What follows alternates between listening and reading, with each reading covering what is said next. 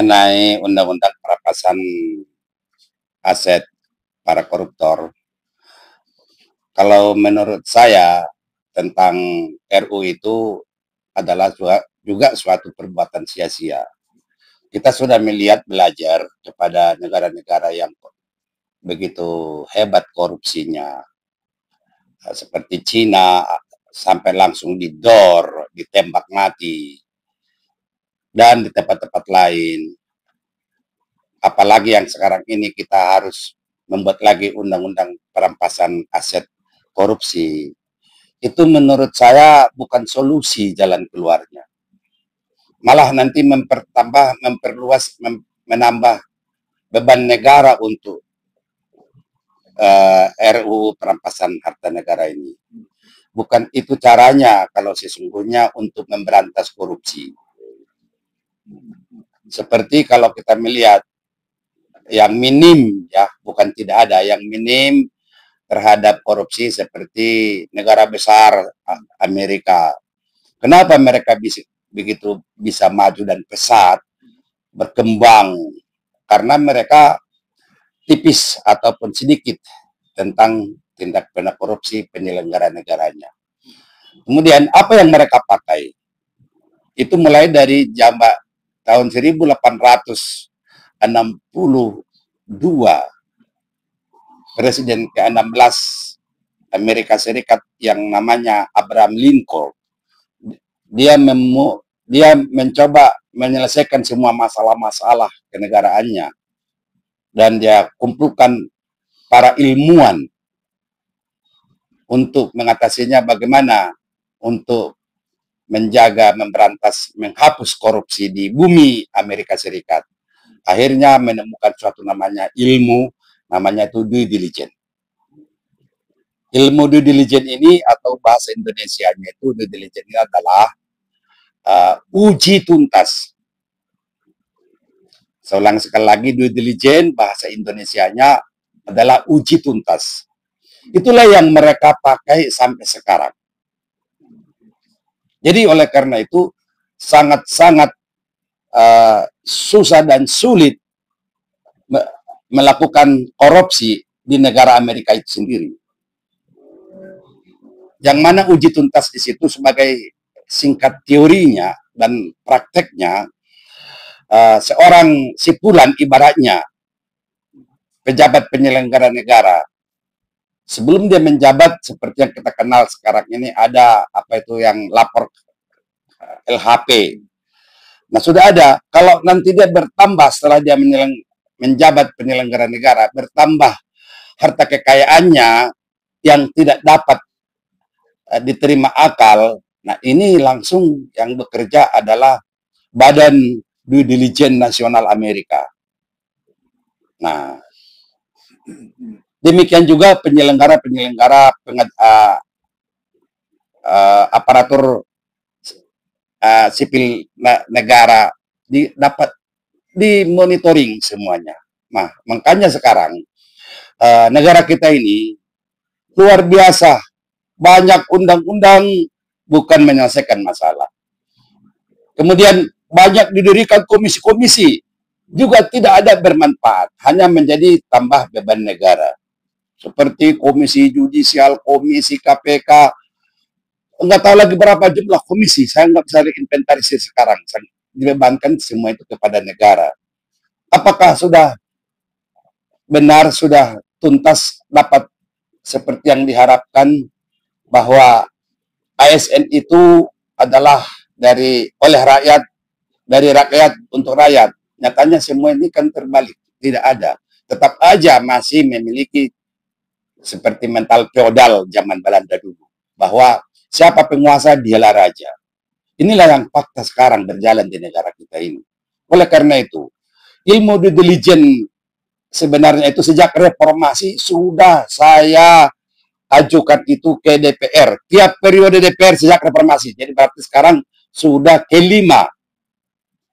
Sudah kelima kali reformasi saya ajukan ke DPR, kepada pemerintah, tapi tidak pernah ditanggapin. Tidak pernah ada respon. Ini terakhir sebulan yang lalu. dari sekarang, saya buat surat terbuka kepada Presiden RI Prabowo agar supaya didirikan suatu badan namanya Badan Due Diligence dengan metode langsung uji materi dengan sistem pembuktian terbalik. Itu. Jadi kalau sekarang ini masih juga aparatur yang bekerja dengan segala cara membuat undang-undang itu hanya menambah hasanah, menambah beban negara, bukan menyelesaikan persoalan. Tapi kalau ada seperti asta-cita Presiden Prabowo ini menegakkan hukum yang berkeadilan ataupun hukum menjadi panglima, mereformasi di bidang hukum, di bidang segala macam, itu nggak perlulah dengan adanya itu RUU perampasan aset korupsi itu. Cukup dengan buatkan dalam bentuk Perpu atau Kepres, bentuk Badan Due Diligence Nasional Indonesia. Selesai. Bubarkan itu semua komisi-komisi. Nggak ada gunanya itu. Apa gunanya komisi-komisi? Nggak ada. Komisi kejaksaan, komisi polisi, komisi, nggak terhingga. Semua itu adalah beban negara. Digaji orang tanpa kerja, tanpa hasil kerjanya. Apa kerja mereka itu? Nggak ada. Tapi cukup satu dirikan Badan Due Diligence, metode uji tuntas dan pembuktian terbalik. Selesai. Nggak perlu repot-repot. Nggak perlu harus melakukan penyelidikan, penyidikan. Nggak perlu. Buat apa? Tunggu cukup di kantor aja, siapkan representatif, setiap aparatur periksa, uji tuntas. Dengan sistem pembuktian terbalik. Hartamu dari mana kau dapat? Itu. Kalau sekarang ini kan maling dibolehkan.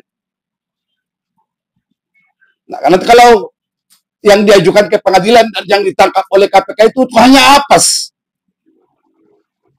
Pertanyaan sekarang ini sudah sejauh manakah tentang tindak pidana korupsi di Republik tercinta ini? Saya katakan ini sudah masuk ke sumsum tulang anak bangsa ini. Tidak ada lagi yang tidak korupsi. Masyarakatnya penuh korupsi. Contohnya, waktu pemilu kemarin, disogok 100.000, 200.000, 300.000, jadilah bupati, jadilah anggota dewan. Apa yang terjadi sekarang? Bupati mana yang jujur? Anggota dewan mana yang jujur untuk bangsa ini? Nggak ada. Untuk mencegah, menghapus ini, sudah saya ajukan. Tertulis surat terbuka kepada Presiden. Tolong berikan ini. Untuk lebih lengkapnya, untuk lebih jelasnya, saya sudah terbitkan buku namanya Mahkamah Desa. Di sini sudah ada. Juga salah satu penangkal menyelesaikan masalah korupsi, penegakan hukum yang berkeadilan. Judulnya Mahkamah Desa dan Kelurahan, Bakti untuk Keadilan Suatu Kebutuhan. Kalau ini nggak ada, kenapa ini saya terbitkan buku? Sekarang ini hakim yang mana yang jujur? Jaksa yang mana yang jujur? Polisi mana yang jujur? Sudah tidak ada lagi. Sudah keadilan itu telah runtuh. Sebagai poros sentral peradilan adalah Mahkamah Agung. Mahkamah Agung pun sudah runtuh. Pak Zarop itu, kalau itu beberapa hari yang lalu saya baca di medsos, komentar Komisi 3 DPR RI mengatakan, kalau dibongkar kasusnya Zarop, Mahkamah Agung runtuh. Ini berarti kan keadilan runtuh sekarang ini. Kasihan rakyat ini semuanya. Ini saya dampakkan, saya mendesak, mudah-mudahan melalui wawancara kita pagi hari ini didengar dan dilihat oleh Prabowo ataupun yang masih hatinya bersih untuk negara ini. Tolonglah Badan Due Diligence Nasional ini kita dirikan secepat mungkin. Mau dalam bentuk Kepres pun jadi. Saya teringat pada waktu tahun 70-an, akhir tahun 70-an. Maraknya korupsi seperti yang ada kondisi sekarang. Oleh Pradin, waktu itu namanya Persatuan Advokat Indonesia Pradin, mengusulkan kepada yang berkuasa Presiden Soeharto untuk mendirikan OPSTIP. Itu yang mengusulkan itu kepada Presiden Soeharto adalah Pradin. OPSTIP, Operasi Tertib. Alhamdulillah. Pada waktu itu posisi Pradin dalam OPSTIP itu dalam bentuk ex officio. Karena kami adalah penggeraknya. Ini pun kami usulkan kepada Presiden Prabowo sekarang ini agar supaya dibuatkan bentuk Badan Due Diligence ini. Bersih itu. 100 hari selesai persoalan korupsi di Republik. Nggak ada. Cuma tinggal sekarang kemauan. Ada nggak kemauan asal citanya Prabowo itu? Apakah itu hanya lifestyle? Hanya untuk menyenangkan kata-kata kepada masyarakat?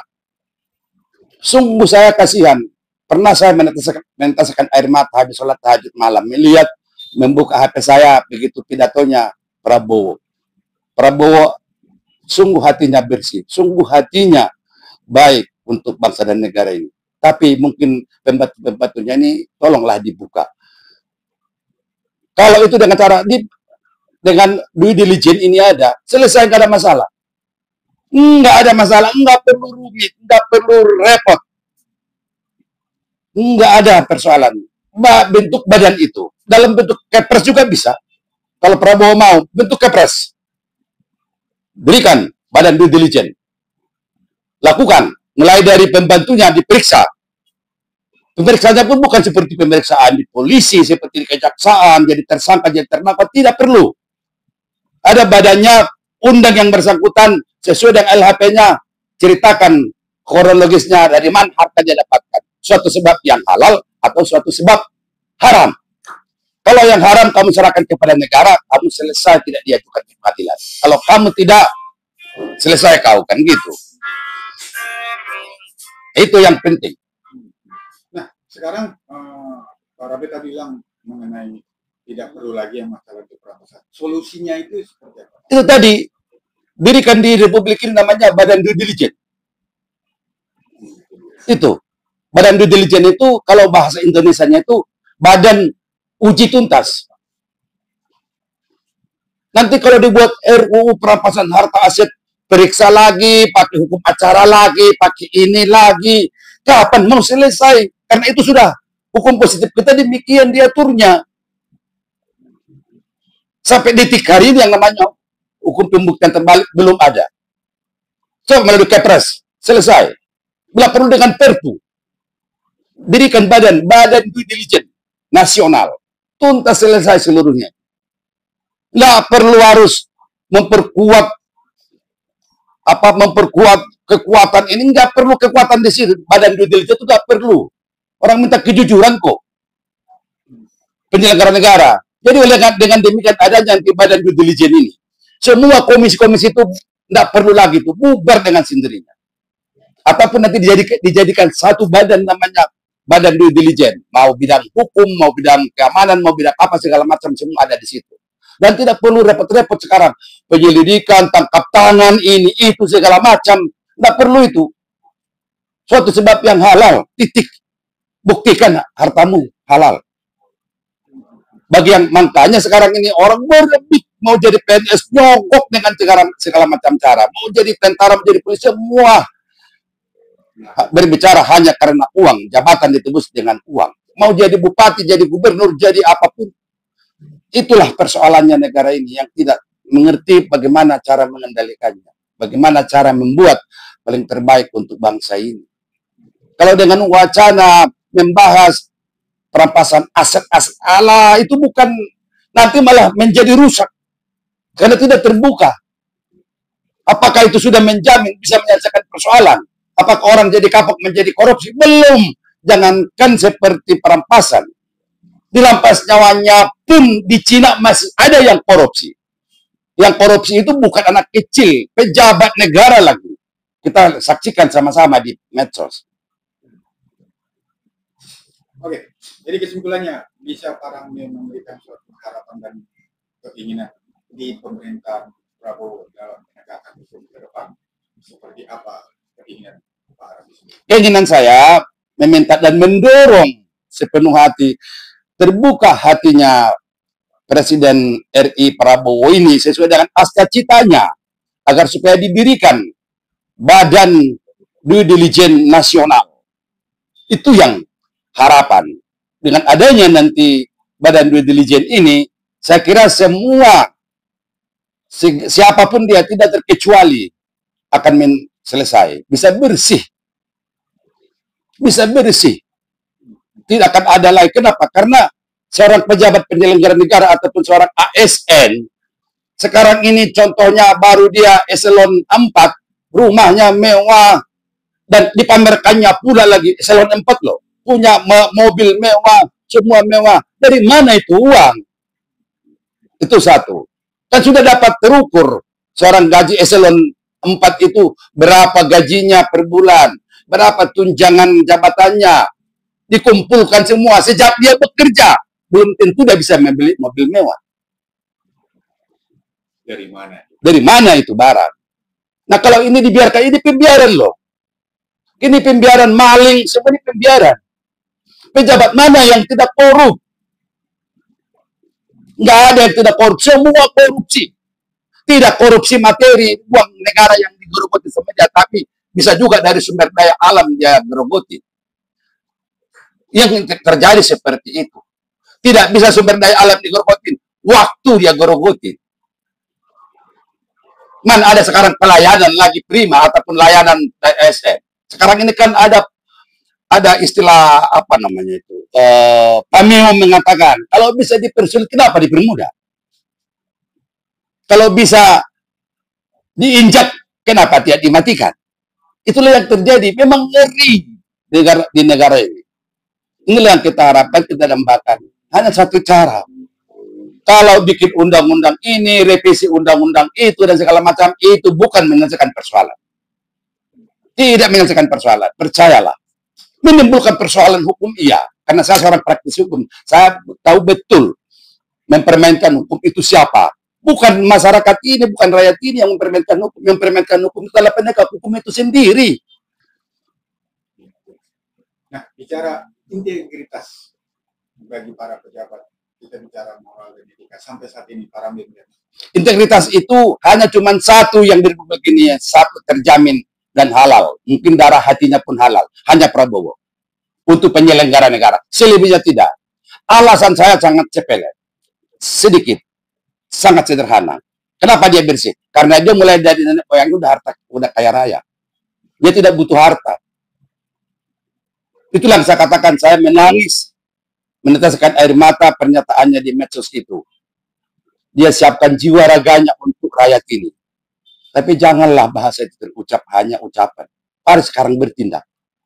Panggil saya Ropa Undrabe untuk mendirikan badan due diligence itu. Selesai. 100 hari tuntas. Dengan perhitungan 10 hari level menteri penyelenggara negara. 10 hari eselon 1. 10 hari eselon 2. 10 hari eselon 3. Dan terakhir eselon 4. Selesai itu barang. Kenapa? Karena data-data semua harta kekayaan LHPM mereka itu banyak. Dan informasi rakyat tidak akan teriak ke badan due diligence ini kalau didirikan. Nanti rakyat itu akan teriak. Sipulan hartanya sekian. Sipulan hartanya sekian. Kami ada sekian. Dapat data itu, buktikan. Jadi kita nggak perlu harus seorang polisi menyiapkan, mencari alat bukti. Mencari, begitu juga jaksa mencari, membuktikan di pengadilan. Berlakukan pembuktian hukum terbalik. Selesai itu.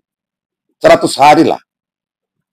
Tolong itu Prabowo, kalau Bapak Presiden menyimak kami wawancara pagi hari ini.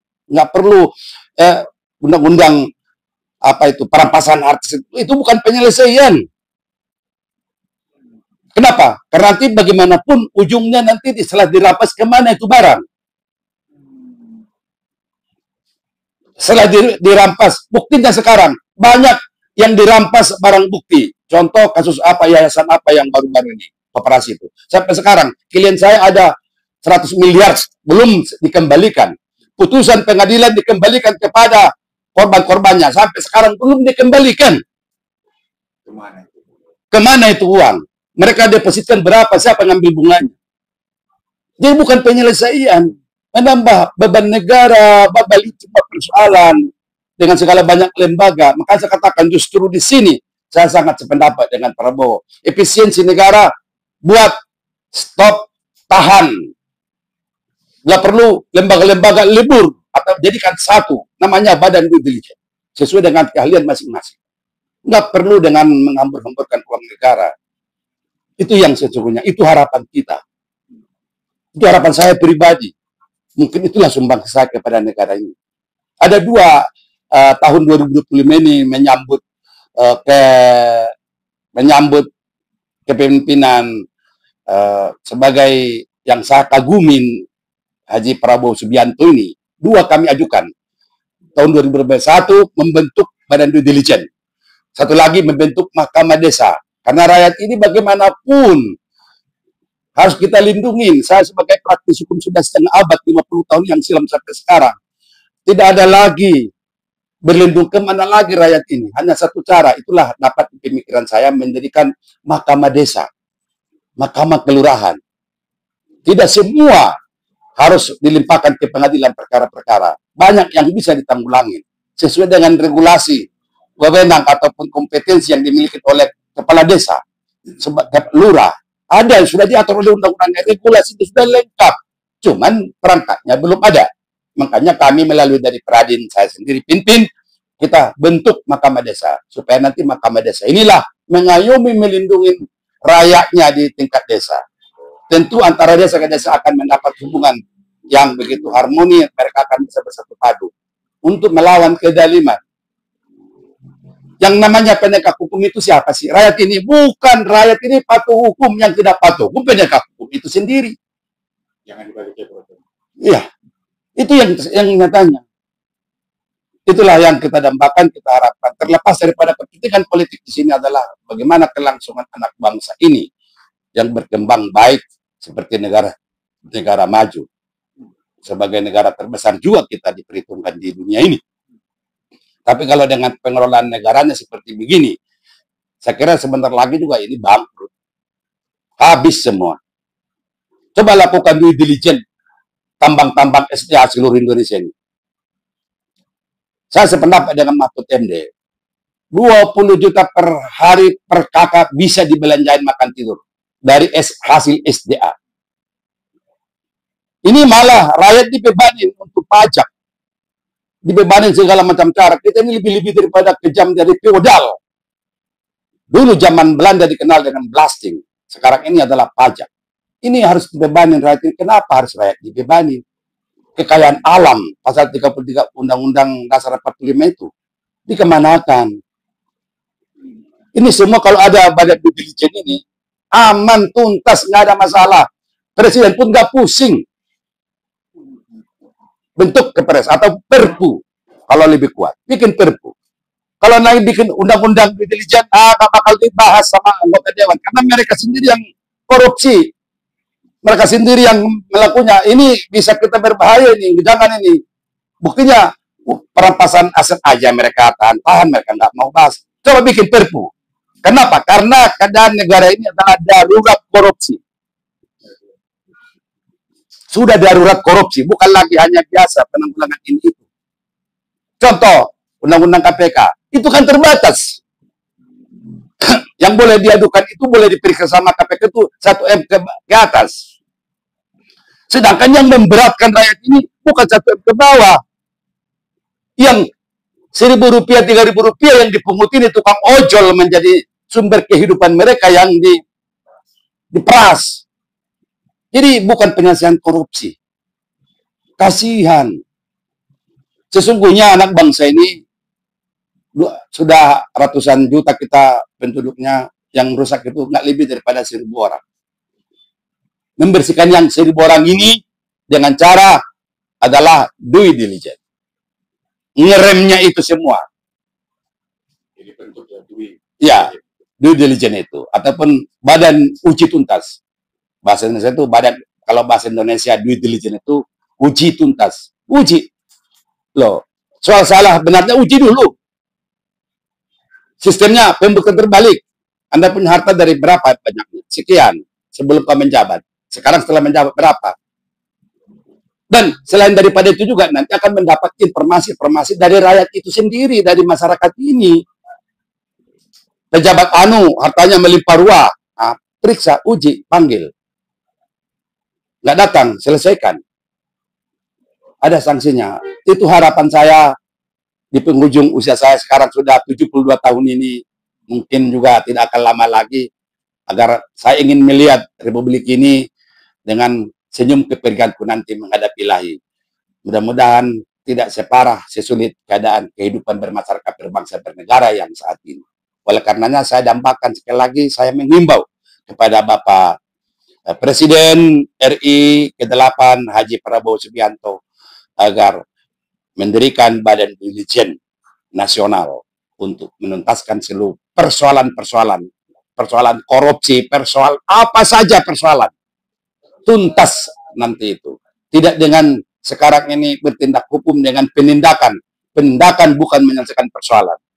Tapi dengan pencegahan, dengan tata cara yang uji materi, uji tuntas, insya Allah bisa tuntas seluruhnya. Begitu.